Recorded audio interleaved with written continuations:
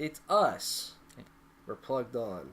Yes. And it is that time again where we do album of the year stuff.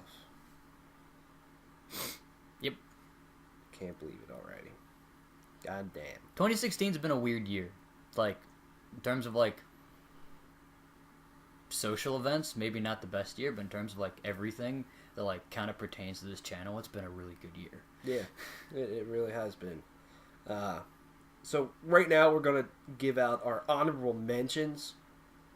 Things that just barely didn't make the cut for our top.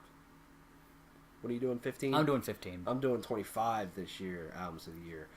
I sat here trying. I always start off like, what albums are going to go on my list, and that I just write them all down. Then I, check mark them like I fucking this that. I usually do 20, and I got to 20, and I'm like, dude, there is way too much left to, to cut off. So I'm bumping mine up 25. There's still a few that are unfortunately going to get cut. But to me, that just says how good of a year it's been, in my opinion. It's just about everybody knocked it out of the park almost. Only a couple. Yeah. Yeah. I mean, look, there's no game changer this year or anything like that. There's nothing that's going to change metal forever or turn it upside down on its head, in my opinion. But there's just a lot of really solid stuff. We're also going to be doing our disappointments / worst albums of 2016. What do you want to start with? Which one of your lists is smaller? And we'll start with that one. Disappointments. All right, let's do that one then. Yeah. What disappointed you? I only have 2016? 2 disappointments. And you could probably easily guess what those were. And that would be Holy Grail, the Times of Pride and Peril, and then Sabaton, the Lost Battalion. Last Stand. Last Stand, that's what. Okay, the Lost Battalion's a song. Yeah, the Last Stand. Both those albums were 2 albums that, kind of going into this year, those were probably 2 of my more, like, oh, these are going to be really good albums. Like, I mean, Holy Grail was my top album of 2013? Yeah, of like 2013 or 2014. One of those 2 years. And, like, Sabaton's Heroes was pretty high up on my list, I think. What was it? And that one was 2014. So it was like... So I was like, boom, these are going to be really good albums. And at least in my opinion, both of these albums just kind of fell flat. There's good songs. Like, I really like No More Heroes from Holy Grail's album. I can't really say as much for Sabaton's album. It's just that, like, it was weird because, again, probably besides some of the albums that are, like, more on the top of my list of, my favorite albums that came out this year, these 2 were, like, 2 of my most anticipated albums of this year, and then they just didn't live up to the expectations. So, yeah, I agree. I have both of these on mine as well. Sabaton, to me, there was just nothing memorable, and it was just recycled stuff. Yeah.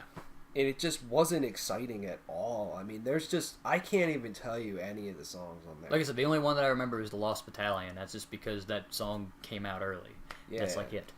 It's just, that album was just very disappointing in my opinion, just because you expect a lot more from Sabaton.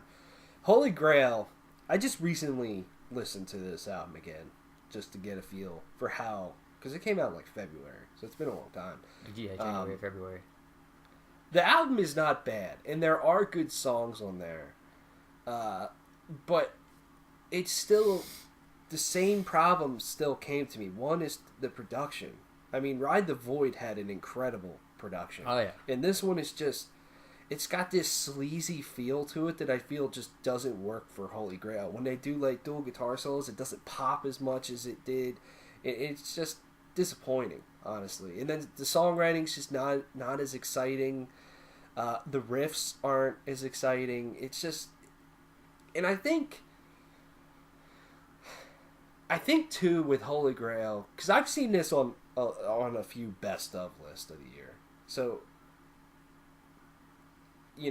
I think one part of the reason for us too is that when we discovered Holy Grail and Ride the Void, that was such a special album for us. Like we didn't personally, we didn't get to experience their first album and just kind of be like, this is what this band is. Like, and then you know what I mean? Yeah, and there are a shitload of memories associated with that album in Ride the Void. And like when we discovered, that's like all we listened to for fucking ever, and it's great. And so I think our expectations might have been a little bit higher than most people's expectations, potentially. Probably. For Holy Grail. And I'll admit to that. I mean, yeah. Especially after Ride the Void, I was like, good God, if they, what the heck are they going to do with this? Like, if this album's even marginally better, it's going to blow my mind. And I hoped for that because, yeah. Yeah. A few other ones on this list. I want to also give them honorable mentions at the same time. To where I'm like, I was thinking this was going to be a little bit better and be good, but I was a little bit let down, and it is still a good album. So I just want to preface that a little bit. One is, I might get shit for this, but Dream Theater's The Astonishing. I totally keep forgetting this album came out this year. And I also want to give it an honorable mention because it is a very ambitious album. I mean, it's a double album double concept album telling a pretty cool story. It's just there's no great songs on there that really stand out to me individually. If you're listening to the whole thing at once, sure, it's great. But other than that, I mean, it's kind of whatever to me. I think Dream Theater has done concept albums way better than this, to be honest with you. But it does have a very ambitious production and writing to it. So I just want to give that a shout out. One album that I was super disappointed with is Destruction's Under Attack. This album is fucking boring. Boring! Just saying. That was more exciting. I don't know. I didn't listen to it. I'm talking out my ass at this point. Almost every thrash band fucking hit a home run this year. Oh, yeah. Like, half my album of the year list is just thrash bands. Yeah, and this band with this album just did not. It just bored the living shit out of me. Another one that I think's just bad is Chevelle's The North Corridor. I mean, there's nothing exciting on that album. That is probably one of the most divisive reviews that we put up this year. Has way more dislikes than likes, and I'm fucking fine with that. I don't like this album. I think it is fucking garbage compared to what Chevelle has done in the past. They went a different direction and it just didn't work.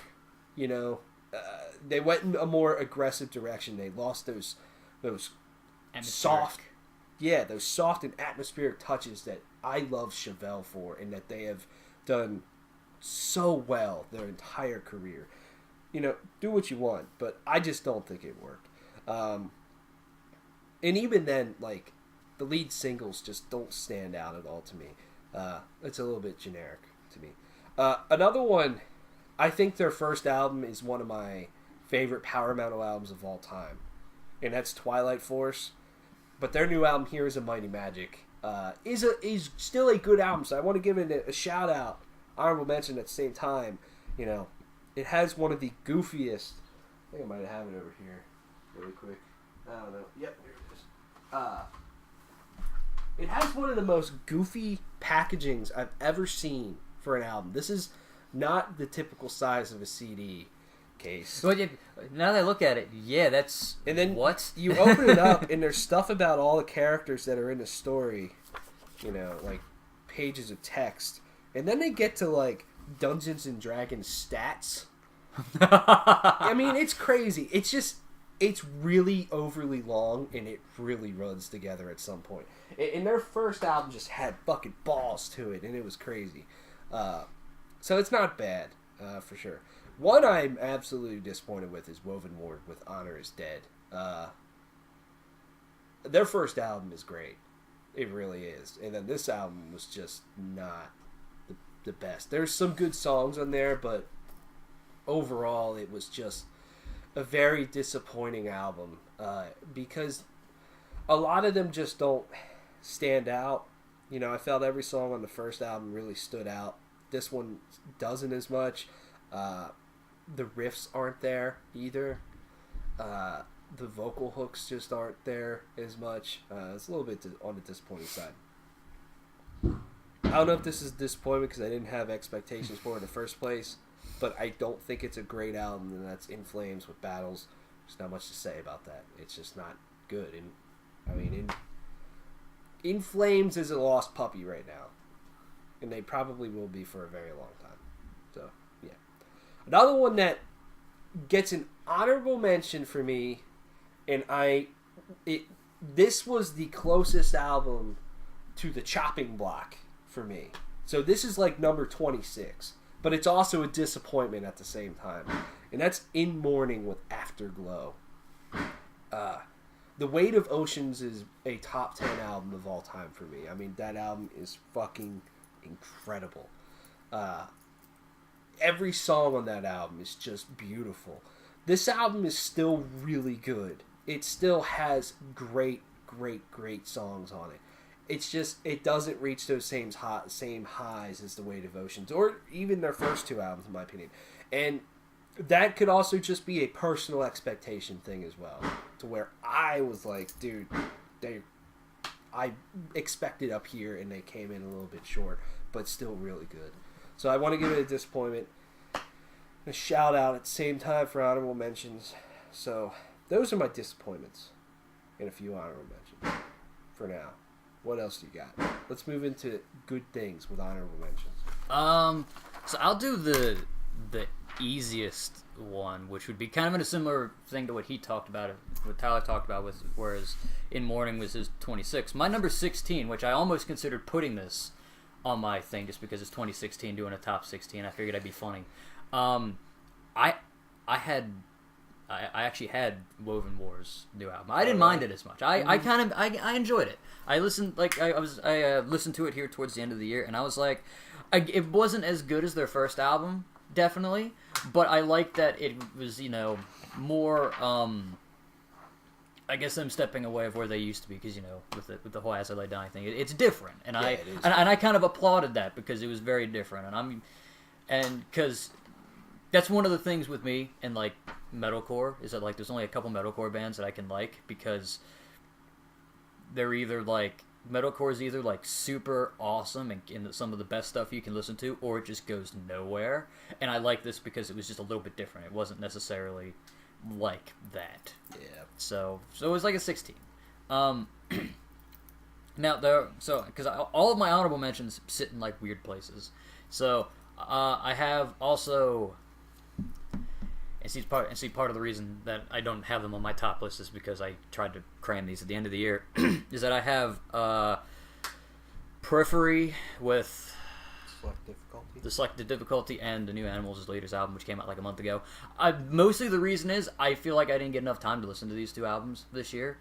These were part of like when it was like, hey, we're doing our album of the year stuff. I was like, oh yeah, these are albums that I wanted to check out that came out, that I didn't listen to when they first came out. And then I was making my list, and I was originally going to do a top 20, so like basically like all the albums that I'm mentioning here would have been like on my top 20, but then I felt like, well, then there's no cutoff point. I'm just throwing all the albums that I like into it, and B, all of these albums were like on the bottom of the list because I didn't listen to them as much, so I'm like, so I kind of didn't want to throw them in there.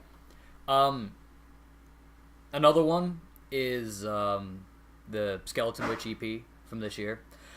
And it's going to sound like I'm saying this because it's an EP. It didn't make my honorable mentions list, but that is a factor in the sense that there's 4 great songs on that album. But then I look at a lot of the other albums that I really like, and it's like there's like, like an hour of great music, and it's like that kind of can't compete as much because it's like, you know what I mean? Mm-hmm. And also it was new, and I've never also been the biggest Skeleton Witch fan. I like the album, but I'm just never, super into them, so I want to put that on here.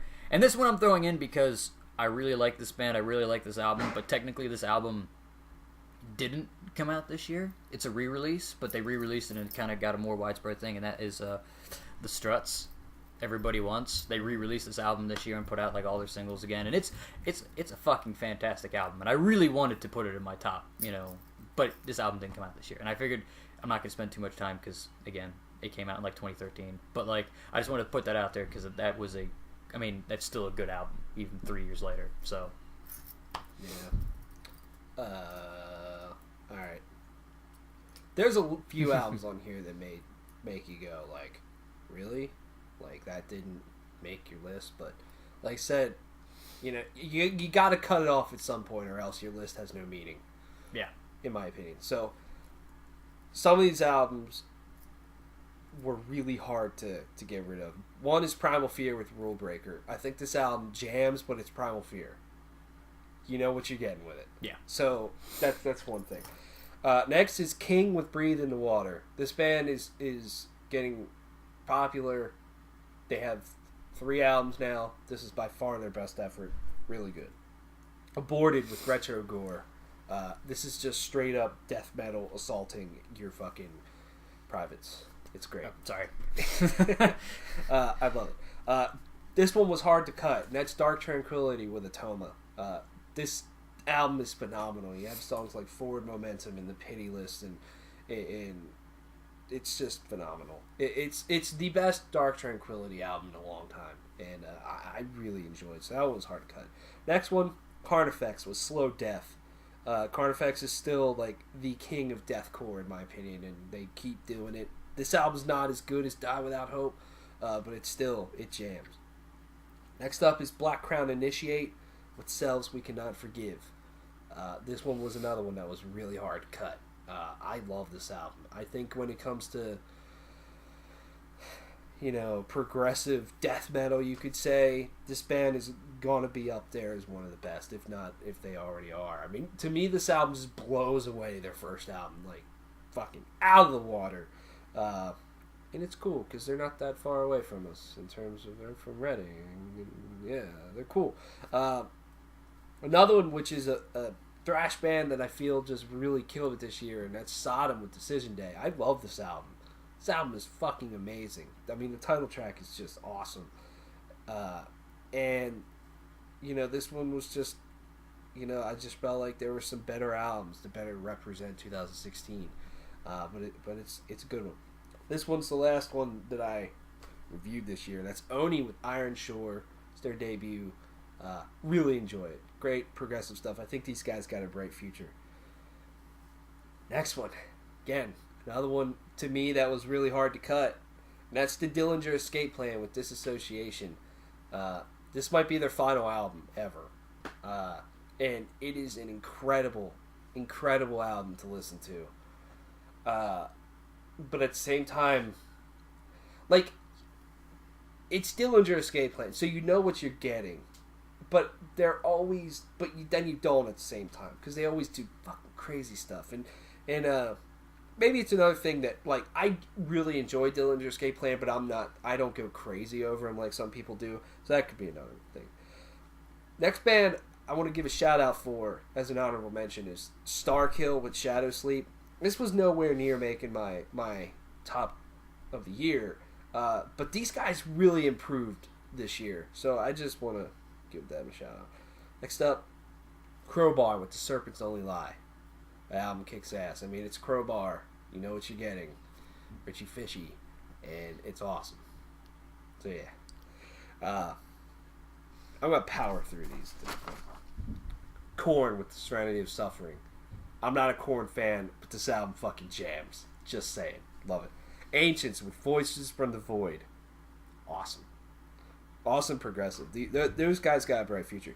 Like I said, Disappointment, but also an honorable mention, Alter Bridge with The Last Hero. Dayshell with Nexus. You never would think that I would love Dayshell because they're fucking nowhere near what I, normally review and love, but I don't know. Something about this album just got me.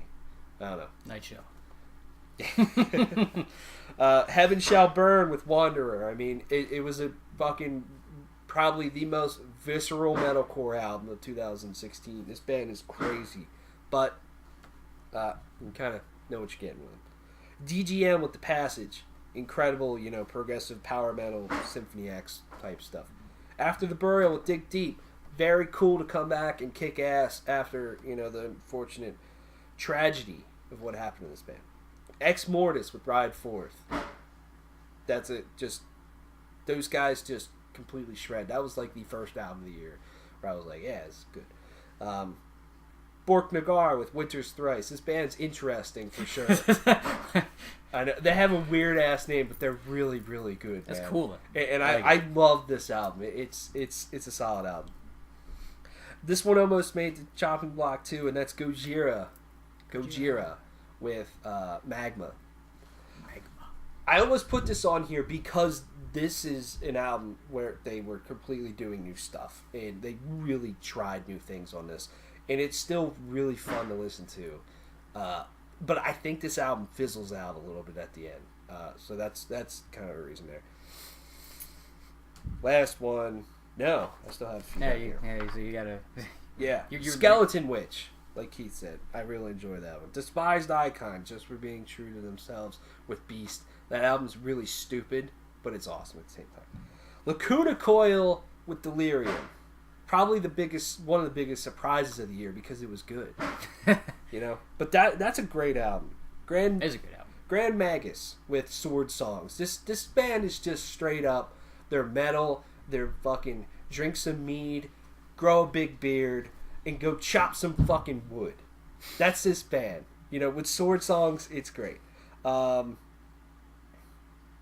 Era with Drift. This band's a great metalcore band. I enjoyed this album, not as much as their other one. So then the last two were, along with In Mourning, like I was talking about, were the hardest ones to cut.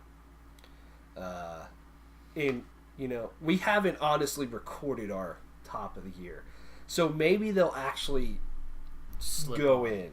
I don't know. Maybe a few things will slip around. So I don't know. We'll see. One of them is Fallujah with Dreamless. This is by far their best album, in my opinion. The Void Alone is one of the best songs of the year. You know, a top 20 song for me. I love it. This band is getting better and better and better. I feel when this album came out, though, I liked it a lot more than I do now, type of thing. But, dude, I really like it. When it comes to, you know, technical death metal, these guys are just great. And they're I feel like they're carving their own path, which is cool.